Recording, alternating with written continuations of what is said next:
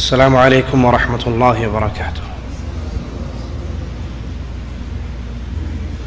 إن الحمد لله نحمده ونستعينه ونستغفره ونعوذ بالله من شرور أنفسنا ومن سيئات أعمالنا. من يهده الله فلا مضل له ومن يضلل فلا هادي له.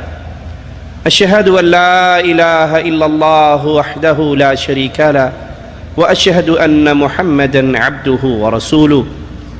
أما بعد، أعوذ بالله من الشيطان الرجيم. بسم الله الرحمن الرحيم. والذين يدعون من دون الله لا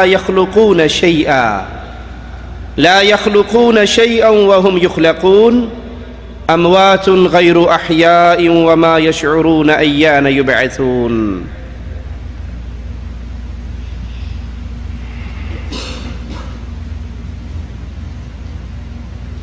اللہ کے اولیاء کی محبت وہ عظیم خزانہ ہے جس کو مل جائے وہ کائنات کے خوش نصیب لوگوں میں شامل ہو جاتا ہے. اسی طرح بد نصیب ہے وہ، بدبخت ہے وہ جس کے دل میں اولیاء کی محبت کی بجائے اللہ کے ولی کی دشمنی پیدا ہو جائے.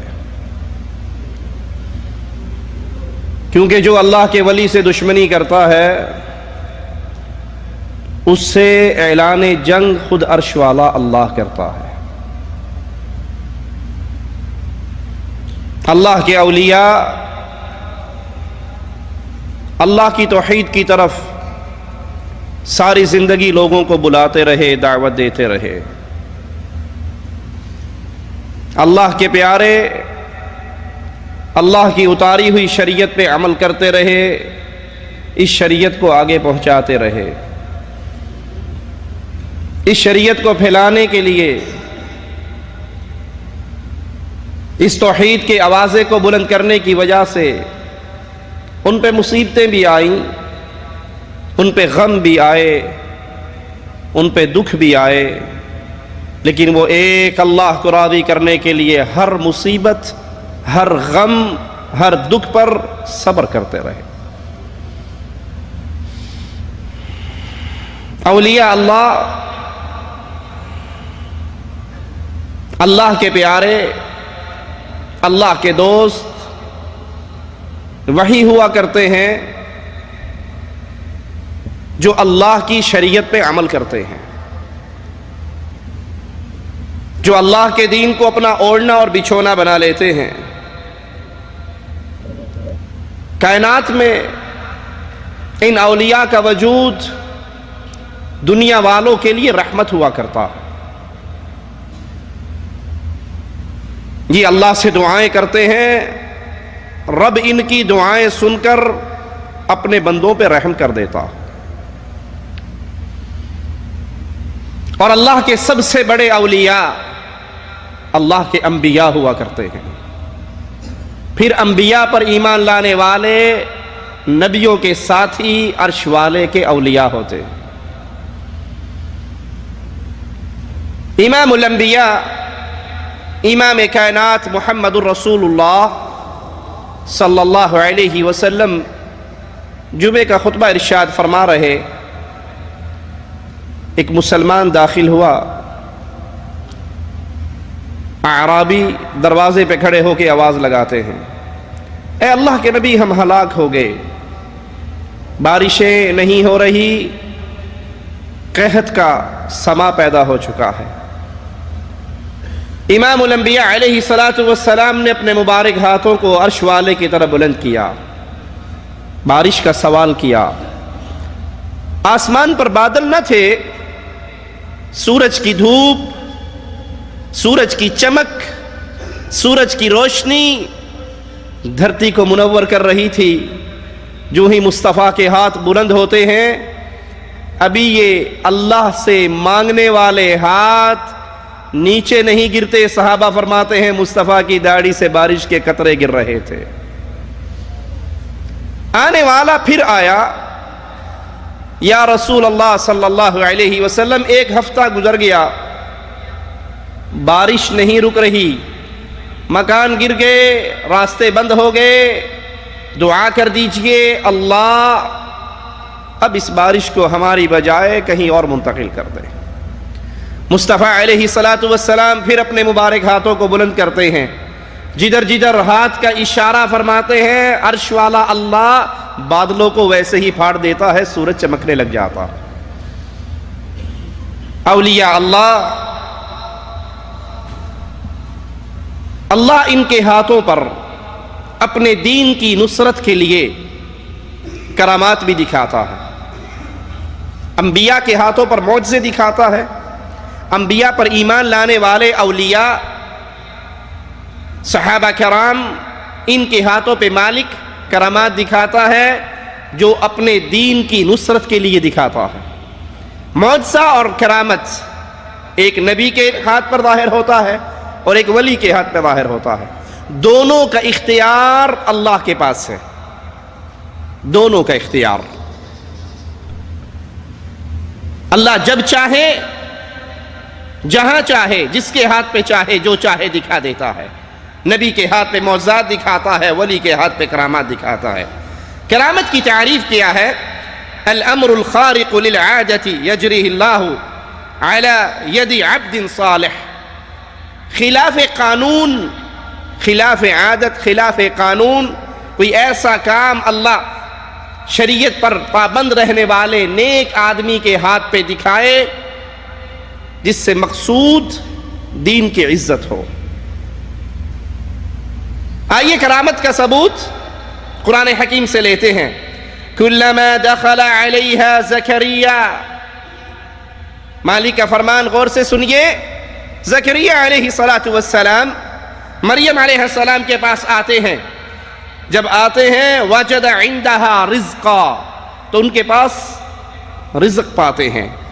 قال یا مریم انا لکی ھذا، سوال کرتے ہیں مریم یہ کہاں سے بے موسمی پھل کھا رہی ہو، کہاں سے آئے ہیں؟ قالت هو من عند اللہ، جواب میں فرماتی ہے یہ عرش والا اللہ ہے، جب چاہتا ہے اپنے بندوں کو جس کو چاہتا ہے عطا فرما دیتا ہے، یہ اللہ کی طرف سے ہے، یہ اللہ کا فضل ہے۔ صحیح مسلم میں ہے ایک انتہائی عبادت گزار شخص اپنی عبادت میں مشغول ہے، ایک فاحشہ زانیہ عورت قوم والوں سے کہتی ہے اس کو بدنام نہ کروں، وہ بند سمر کے اسے گمراہ کرنے کی کوشش کرتی ہے، کامیاب نہیں ہوتی، چرواہے سے منہ کالا کرتی ہے، جب بچہ پیدا ہو جاتا ہے تو لا کے قوم کے سامنے رکھ دیتی ہے کہ یہ بڑا عبادت گزار بنا ہوا ہے، نمازی بنا ہوا ہے، یہ دیکھو میرے ساتھ اس نے یہ جو کچھ کیا ہے اور یہ بچہ اسی کا ہے، اس کی ذلت کی کوشش کرتی ہے۔ اللہ کا یہ ولی آتا ہے، اس بچے کے پیٹ پہ ہاتھ مارتا ہے اور کہتا ہے بول کر بتا تیرا باپ کون ہے۔ وہ دودھ پیتا بچہ اللہ کے ولی کی صفائی دینے کے لیے آواز لگاتا ہے کہ یہ میرا باپ نہیں ہے، وہ بکریوں کا چرواہا میرا باپ ہے۔ اللہ جب چاہتا ہے جس کے ہاتھ پہ چاہتا ہے دکھا دیتا ہے، لیکن یاد رکھیے مرنے کے بعد، زندگی ختم ہونے کے بعد، اللہ کے پیارے، اللہ کے اولیاء جب مر جاتے ہیں، روح نکل جاتی ہے، آخرت کا سفر شروع ہو جاتا ہے، اس دنیا سے اگلے جہاں میں منتقل ہو جاتے ہیں، تو مرنے کے بعد کوئی کچھ نہیں کر سکتا۔ یہ کرامات زندگی میں اللہ دکھاتا ہے، مانتے ہیں ہم، صحابہ کرام کی کرامات مانتے ہیں۔ سیدنا ابو بکر صدیق رضی اللہ عنہ کے گھر میں مہمان آئے، کھانا تھوڑا تھا اور مہمان زیادہ تھے، دسترخوان پہ بیٹھ کے کھانا کھاتے رہے۔ بیان کرنے والا کہتا ہے لگتا تھا کہ دسترخوان کے نیچے سے کھانا پھوٹ رہا ہے، تھوڑا سا کھانا سب کو پورا آ گیا۔ مانتے ہیں، لیکن جب انسان فوت ہو جائے، مر جائے، جہاں چھوڑ جائے، مرنے کے بعد کوئی کچھ نہیں کر سکتا۔ مرنے کے بعد اس کی بیوی روتی رہتی ہے، اس کے بچے بابا بابا بابا کہتے رہتے ہیں، اس کے بھائی اس کے سرہانے روتے ہیں، بھائی تیرے مرنے سے میرا بازو ٹوٹ گیا ہے، تیرا وجود میرے لیے طاقت کا سبب تھا، اب میں تنہا رہ گیا ہوں۔ بوڑھا باپ روتا رہتا ہے، ماں روتی رہتی ہے۔ جو مر جاتا ہے وہ اپنے بیوی بچوں کو چپ نہیں کروا سکتا، وہ اپنی بوڑھی اماں کو چپ نہیں کروا سکتا، وہ بوڑھے باپ کو چپ نہیں کروا سکتا۔ اس کے کپڑے کینچی سے کاٹ دیے جاتے ہیں۔ بڑے سے بڑے ولی ہوں، بڑے سے بڑے بزرگ ہوں، مرنے کے بعد غسل دیا جاتا ہے نا، کفن پہنایا جاتا ہے، اس کے کپڑے کینچی سے کاٹے جاتے ہیں۔ وہ نہیں کہتا میرے کپڑے کیوں کاٹ رہے ہو، میں تو سب کچھ کر سکتا ہوں، پیچھے ہٹو، میں اپنے کپڑے اتار کے کفن خود پہن لیتا ہوں۔ وہ نہیں کہتا، وہ کہہ بھی نہیں سکتا، اس کا اختیار ختم ہو جاتا ہے اس کی روح نکلتے ہی۔